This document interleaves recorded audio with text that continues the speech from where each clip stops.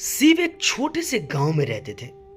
उनका जीवन कठिन परिश्रम और ईमानदारी का उदाहरण था। उन्होंने दिन रात मेहनत करके अपने परिवार के लिए एक सुंदर घर और थोड़ी बहुत जमीन बनाई थी।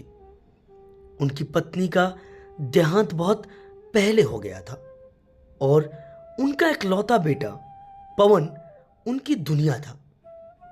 शिव ने पवन को अच्छे स्कूल में पढ़ाया और उसकी हर जरूरतें पूरी की।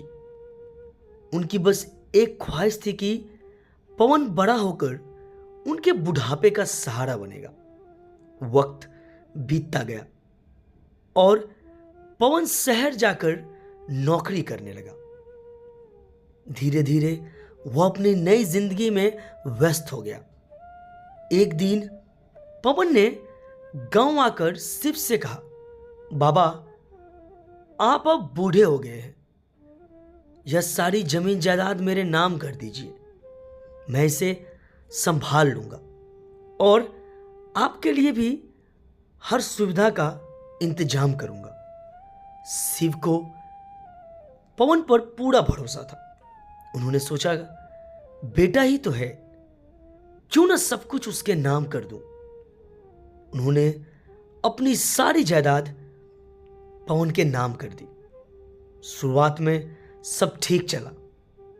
पवन ने शिव को अपने साथ शहर ले जाने का वादा किया, लेकिन कुछ ही महीनों बाद उसकी नियति बदलने लगी।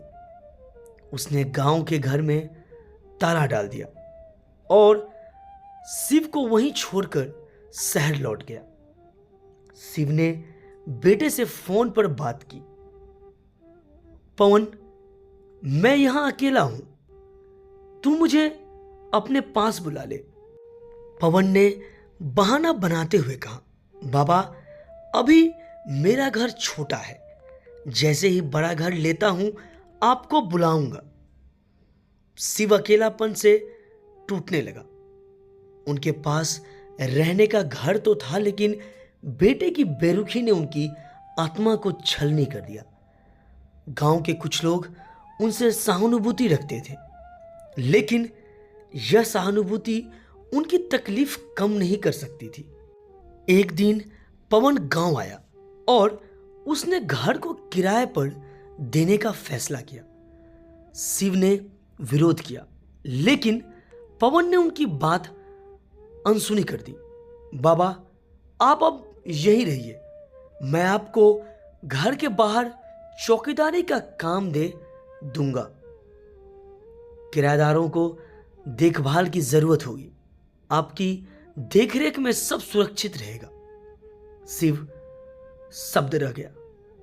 उनके अपने बेटे ने उन्हें उस घर के बाहर चौकीदारी बना दिया, जिसे उन्होंने अपने खून पसीने से बनाया था। गांव के लोग यह सब देखकर हैरान थे। सबने पवन को बहुत समझाने की कोशिश की। पवन, यह तो वही घर है जो तुम्हारे पिता ने तुम्हारे लिए बनाया और तुम उन्हें यहां चौकीदार बनाकर रख रहे हो। लेकिन पवन ने उनकी एक ना सुनी। शिव के लिए यह अपमान असहनीय था, लेकिन उन्होंने कुछ नहीं कहा। उन्होंने सोचा, मैंने ही अपने बेटे को यह हक दिया है, अब मुझे यह पीड़ा सहनी पड़ेगी। वक्त गुजरता गया। पवन अपने लालच में डूबता गया। उसने अपनी पत्नी के कहने पर पिता की जमीन भी बेच दी। शिव को यह सब देखकर बेहद दुख हुआ, लेकिन वह कुछ नहीं कर सके। एक दिन शिव ने पवन से कहा, बेटा, मैं तुमसे कुछ नहीं चाहता, बस इतना कर दो कि मुझे मेरे घर के भीतर रहने दो। चौकीदारी करते करते मैं थक गया हूं।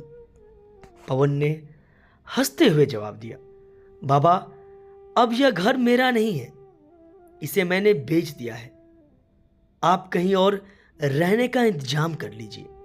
शिव को लगा जैसे उनकी पूरी जिंदगी का कोई मतलब नहीं रहा, लेकिन उन्होंने हार नहीं मानी।